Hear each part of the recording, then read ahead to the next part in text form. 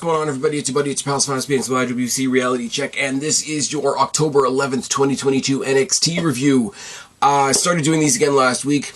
One less thing for me to do on the WWE Last Week pod that will come next Monday, and that pod will be loaded because it's Extreme Rules and all the fallout. And yes, we will be talking about all the fiendy things and everybody that showed up on Raw. Hopefully more people showing up on SmackDown. Let us stack the deck. But the newly revamped NXT starts off with Vic Joseph introducing Booker T, and that's going to be your commentary team going forward. I like Booker T. I like the fact that he talks a bunch of nonsense. I've heard that Wade Barrett is only on SmackDown until Pat McAfee comes back, and then he's going to go back to the NXT seat, and Booker T will go back to doing Booker T things. I kind of hope that's not true. I do like... We're talking about night one, obviously, but I do kind of like the dynamic between Vic Joseph and Booker T going one night in. I like the dynamic between Michael Cole and Wade Barrett on SmackDown. If you have a three-man booth with them and Pat McAfee, that could be a lot of fun. So let's just let it play out, as they say. First match, the opener, as was announced last week, is Braun Breaker taking on Javier Barnell, or the one that they refer to as Big Body Javi. We know what this was. This was somebody for Braun Breaker to eat. But, kind of cool to have Booker T on commentary, because with Halloween Havoc coming up and him being from WCW, he was able to talk about what Halloween Havoc means to him, what it meant to him and his brother when they were a tag team. That's a nice, neat little touch that a Vic Joseph or a Wade Barrett wouldn't necessarily be able to throw in. I like that. Also, during this match, we see Dragunov arriving in the arena, and JD McDonough comes down to do commentary. Now, initially, he comes down right after Javier, and he sort of pats him on the back, and I thought, is he gonna, like, be his corner man for the evening? Because that would be a bit of a mental mind game and not quite what we see. But no, he just joins them on commentary, which is fine. Now, Breaker and Javier in the ring. Breaker tosses him around. Breaker grapples him around. You get the idea that he's sort of, cliche as it sounds, he's sort of playing with his food.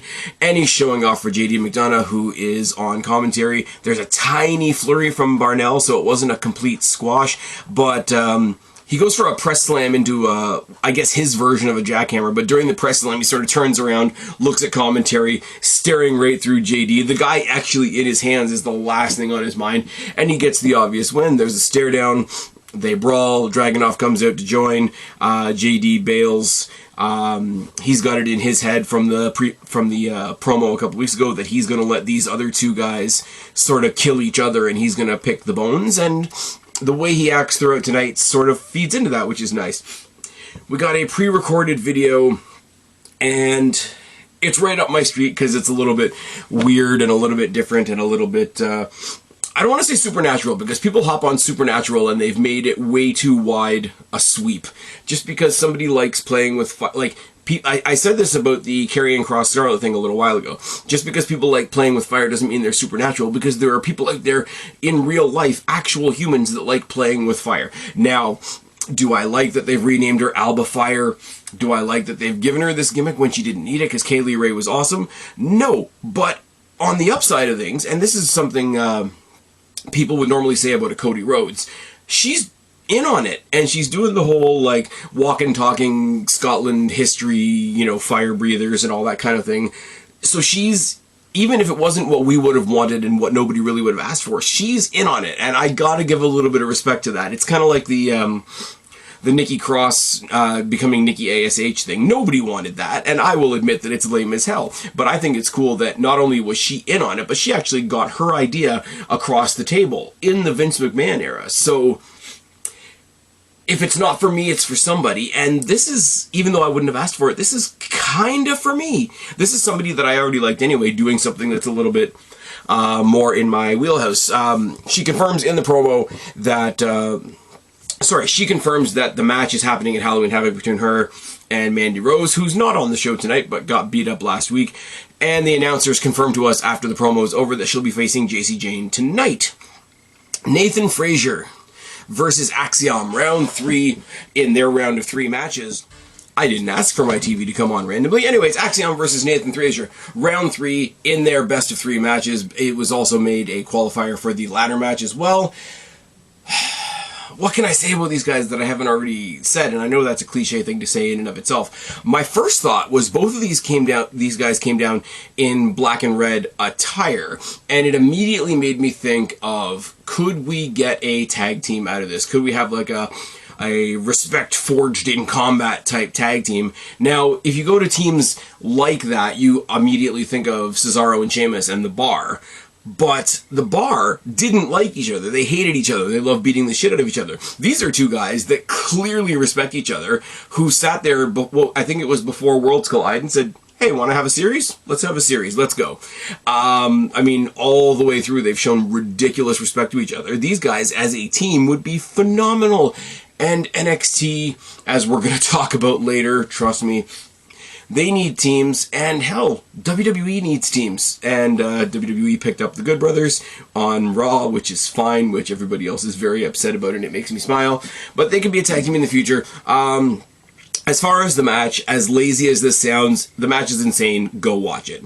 The theme of this is not only really, really rough landings, but what I've come to call air picks, where somebody's like soaring beautifully through the sky, and the opponent just grabs the foot and pulls it down, and all of a sudden you're a pancake on the floor, and it's so not what we're used to. Everything that they did was like a variation or you know, my own version of this, because they've gotten to know each other over the past 2 matches. It's a great storytelling thing, but also it's like, how creative can we possibly be? The match is played so equally and so evenly, which is what leads me to the tag team reference, that Frazer only wins, and Frazer does win, he's in the ladder match, he only wins by getting the better of a roll-up sequence. For all the fantastic fireworks in this match, it's a little bit of a lean this way, a little bit of a lean that way in a roll-up that gets him the win. A lot of respect. Afterwards, he raises Axiom's hand. The two of them get applause. I kind of thought it would be cool to, I guess, the fill-in for the general manager, the fill-in for the old William Regal role right now is Shawn Michaels. We saw that with Carmelo Hayes a couple of weeks ago, but I would have loved to see him come out, congratulate Nathan Frazer, and just say, hey, I'm switching things up a little bit with what Axiom showed us here tonight. It would be a crime to not see him in a ladder match as well, and just bump it up to 6 people, but they didn't do that, which is fine. They stuck to their guns, and Nathan Frazer's in the match, and Axiom, I mean, other than the fact that he's not being featured on pay-per-view, it doesn't do him any bad losing this, because it was by a hair. It was like one of those 51-49 situations. It wasn't like a 20-80. It was really good. I want to see these guys go at it again or become a tag team. That's where I'm going with that.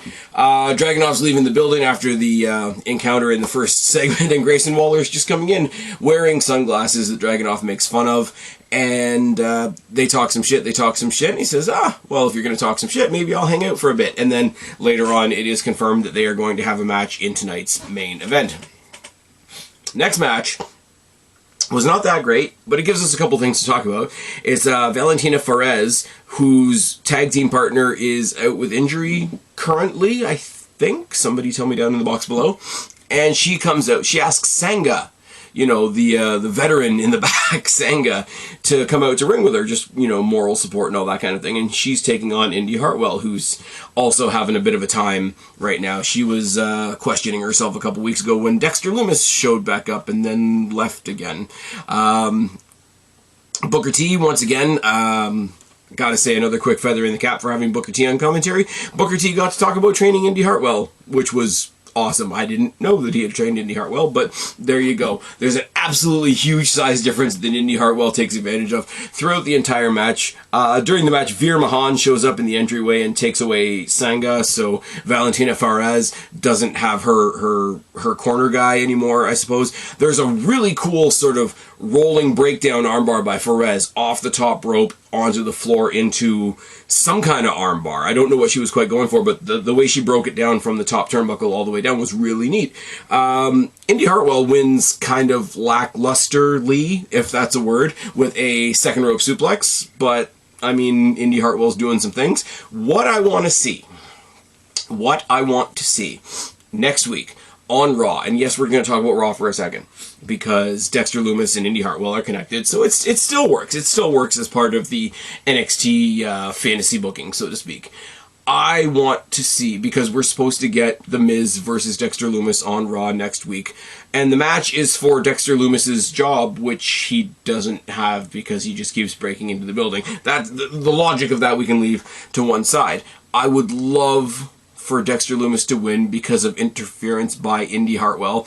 And then, as ridiculous as it would be, Survivor Series is going to be all gritty, tough, intense, slobber knocker type stuff. Give me one silly thing on the Survivor Series card, and make that one silly thing on the Survivor Series card be Miz and Maurice versus Index, because that would be a lot of fun. No, it wouldn't be 5 stars in the Tokyo Dome, brother, but it doesn't need to be. You need some fun.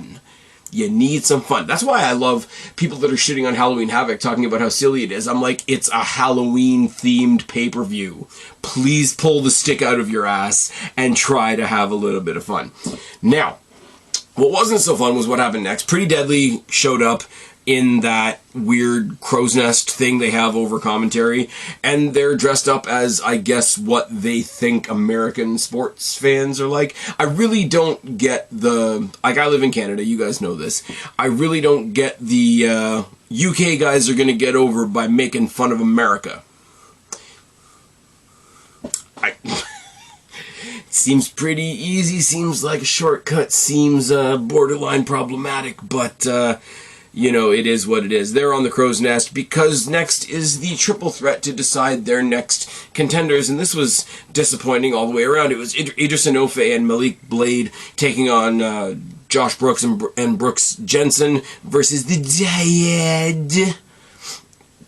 Now here's the thing. A lot of things go into this that make it not great. Like I say, Halloween Havoc, it's going to be weird. Pretty Deadly are, if I'm going to put it nicely, very, very weird. Brooks Jensen and Josh Briggs are a lot of fun, so having fun versus weird would have been cool. The Dyad are weird, so having weird versus weird would have been good. Malik Blade and Idris Enofe, and I want to stress this, in this context, are quite boring, because you've got really weird, which is fun, and really weird, which is fun, and really fun, which is fun, and then you got these guys that are just, yep, we wrestle too. Now, on the other side of the coin, they wrestle really well, and they're very good, and someday they're going to do something spectacular. I don't think it's going to be at Halloween Havoc, because, spoiler alert, they won the match.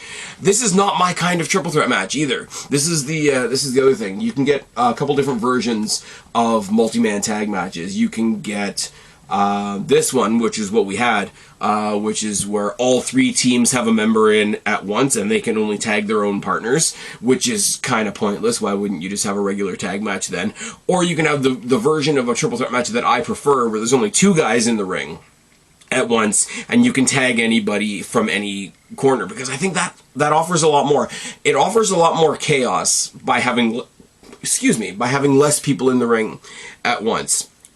What you have here is just 3 guys brawl, and you guys can't see what I'm doing with my hands, but 3 guys brawl, 3 guys try to make it back to their corner, 3 guys brawl, 3 guys try to make it back to their corner. It's this inward, outward, like, swelling thing, and it gets repetitive, and obviously Joe Gacy's on the outside, and he doesn't interfere until the end. It's a no disqualification match because it's a triple threat match. Why wouldn't you just go in as a team of 3? If there's no disqualification, but it doesn't go until the end. He hits a lariat on somebody, and then Grimes does a run-in on Gacy, which causes a distraction, which means Idris Enofe and Malik Blade get the win. Idris Enofe and Malik Blade versus Pretty Deadly at Halloween Havoc. The first time Halloween Havoc gets to be a proper pay-per-view. I'm not going to lie. I'm coming up here. I'm being positive. I'm glad they're changing NXT a little bit. This is not a match I'm looking forward to at all. Pretty Deadly. I know they're entertaining for some. It ain't for me. And Idris Enofe and Malik Blade need to be something to make this match not nothing. And they're not successfully being something right now. I don't know how else to say that. In the back, we got Cora Jade getting interviewed. She's still looking for an opponent for Roxanne Perez. She tries to tell the interviewer that her phone's been blowing up with people that want to take that spot. She has lots of friends. Roxanne Perez has no friends. The interviewer says Roxanne Perez has also been getting calls and calls and calls and calls and calls of people that want to fight you. And she says, the interviewer, sorry, I can't think of the woman's name, which is really disrespectful, but basically says, I heard Roxanne Perez is actually going to show up on SmackDown this week, and later on in the night, in another interview that's pretty identical, so I'm going to put the two of them together. Cora Jade basically says, well, I've got a lot of friends on Raw. I just finished talking to Rhea Ripley. I'm going to go on Raw and choose somebody. If it is Rhea Ripley, good Lord, Rhea Ripley and all of Judgment Day showing up on this type of NXT will make me laugh a whole lot. But basically what we've done is we've set up that they're doing the Pick Your Poison next week, where Roxanne picks Cora Jade's opponent and Cora Jade picks Roxanne's opponent. So Roxanne is going to pick somebody from the SmackDown roster, Cora Jade's going to pick somebody from the Raw roster. And we've got a lot of crossover, which is kind of cool. Not the first time we're going to talk about crossover tonight. And when we get to the end of the pod, I am going to talk about why that crossover is happening. And it's really funny. And if you don't like it, you can blame AEW. Oh, yes. Alba Fire versus JC Jane with Gigi Dolan in her corner. I almost said Jolin because I tried to put her name together because it's tired in here. Lots and lots and lots of outside interference from Gigi Dolan. Alba Fire still owns her. Super kick, Gory Bomb. Fire gets the win in a relatively quick match. She's celebrating up the rampway, high-fiving the fans or whatever. Gets really, really close to the guardrail. And then somebody grabs her by the hair and pulls her head into the guardrail. And I figured, okay, we haven't seen Mandy Rose all night. It's going to be Mandy Rose. It wasn't. It was Sonya Deville, which I also love. Attacks her from the crowd. The three of them do a 3-on-1 beatdown on Alba Fire because fuck her having any help, I guess. Because Nikita Lyons and Zoe Stark have videos to shoot, and we're going to talk about that in a second. But the best part about all of this is Sonya Deville directing Gigi Dolan and JC Jane like they're the team. Almost like this is like Toxic Attraction 2.0, and they finish it off with a proper shield bomb through the table. So that's right, you heard it here first. Toxic Attraction is the new Shield. Oh yes. Speaking of Zoe Stark and Nikita Lyons, we got a pretty awesome video package on the two of them, how they got together, how they met during one of the tryouts, because Zoe Stark had a successful tryout, and then she was helping run the next one, and that's when she met Nikita, and they've trained together, and all these types of things, and they're relatively complimentary to Katana Chance and Kaden Carter, basically saying, you know, they've been friends for a long time, they're great champions, whatever the case may be, but, you know, she's been a great mentor to me, and she's, you know, a rising star, and it's fun to see her rise, and we bring out the best in each other, and we're gonna have a great match. I think that this is happening at Halloween Havoc. I don't think they ever specified it, though. And then, for reasons, we have Quincy Elliott hanging out with Hank and the security team, and Quincy Elliott proceeds to hit on Hank. Yay! We got Wesley versus Stax because Wesley, quote-unquote, took out Tony D'Angelo in the qualifier for the ladder match, which didn't actually happen, which is a cover for Tony D'Angelo being actually injured. It's basically a Wesley showcase, showing everything that he can do, showing everything that's going to make him hella exciting. I said hella, shoot me in the face. This is going to make him really exciting in the ladder match for the North American Championship. Stax works on the leg. He goes through, much like in the first match, it's 99% Wes Lee, and then Stax, when he does get his little flurry of offense, it's all on the leg. Commentary does a great job to talk about it being, you know, an eye for an eye, a tooth for a tooth, and all that sort of thing. Wes wins with this sort of top rope super corkscrew thing.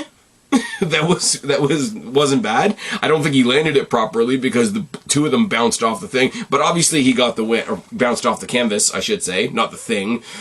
He got the obvious win. He's the one that needs the momentum, and Stax is a sidekick of an act that's not part of the pay-per-view, so obviously he's there to eat the loss. Carmelo Hayes and Trick Williams beat him down some more. They want to continue the beatdown they put on him in the locker room the other week, and Oro Mensah comes out to make the save. I fully expect, that sometime over the week we're going to get added to next week's card, that it's going to be Carmelo and Trick versus Oro Mensah and Wes Lee, just to hype up that ladder match just a little bit more, with it being the go-home show. And I am more solid in my belief than ever that there's only one way to go with this ladder match. Now, we got Nathan Frazer in there, who's awesome. You've got Grayson... No, you don't have Grayson Waller. You have... Who else do you have in there? You got Von Wagner. I know that much. You got Carmelo. You got Wes Lee. You got somebody else that I'm not thinking of right now. The only way this match goes is Wes Lee wins the belt, and it's also Carmelo's last match in NXT, and he goes up to the main roster with Trick. Everybody wins. Carmelo can go fight Solo Sikoa again because they have unfinished business, because neither one of them has the North American Championship anymore. Trick Williams can go fight somebody big. He can try to take on Omos or somebody.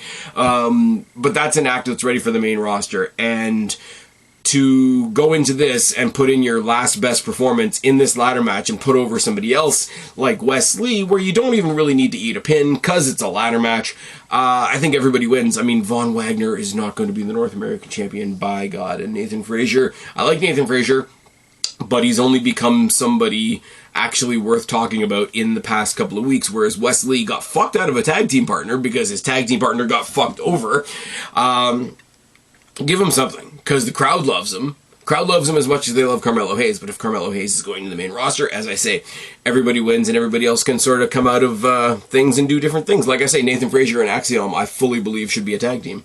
But that's what it is. It is what it is. Sonya Deville in the back with Toxic Attraction talking about why she's back in NXT. She says, well, you know, me and Mandy haven't been on the best terms recently, but she's still my best friend. So if these are her friends, they're my friends. Why wouldn't I come and help them in her absence? Nobody says why she's not there other than the beatdown from last week, kayfabe. But I hope that's the only reason. I hope there's nothing legitimately wrong.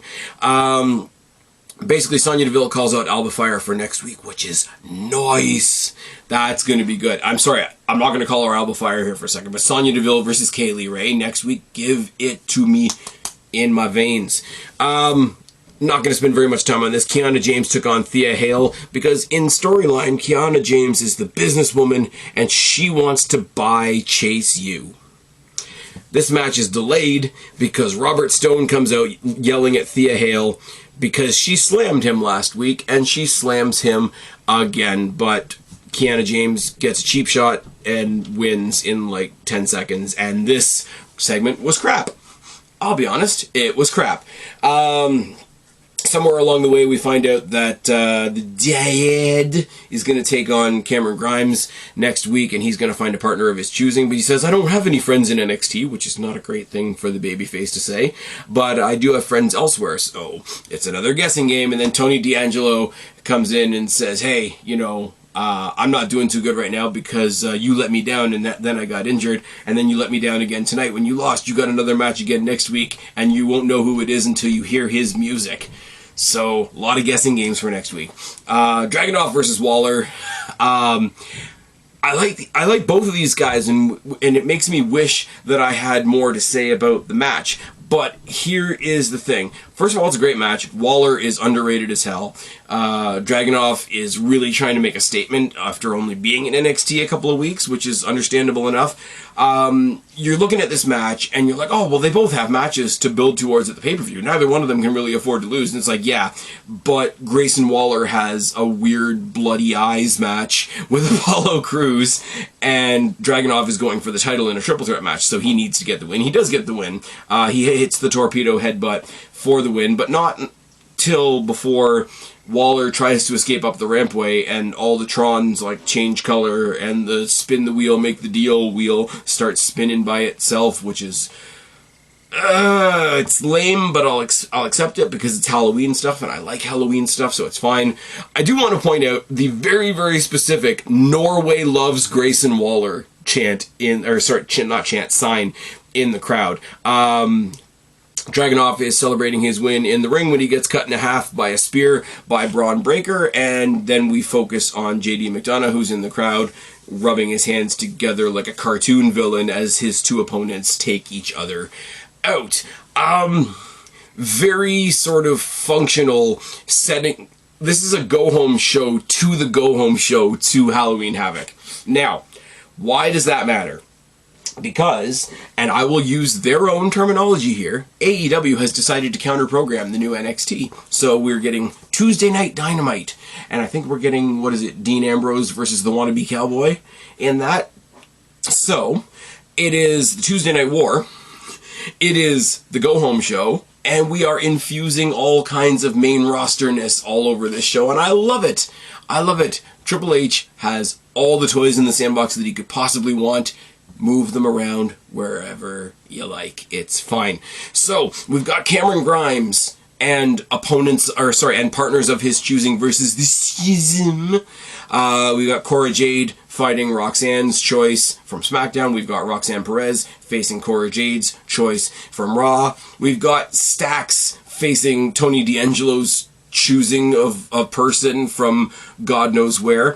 And we've got Sonya Deville versus Kaylee Ray, which is just, it's not going to be a bad way to spend a bit of time, is it? Now, as I said, between now and then, I fully expect them to add Carmelo and Trick versus Oro Mensah and Wes Lee to that card, as well as a final push towards that ladder match. Because the ladder match, with all due respect to the main event, with all due respect to the triple threat match at Halloween Havoc, that ladder match is going to be the match of the night, even though Von Wagner is in it.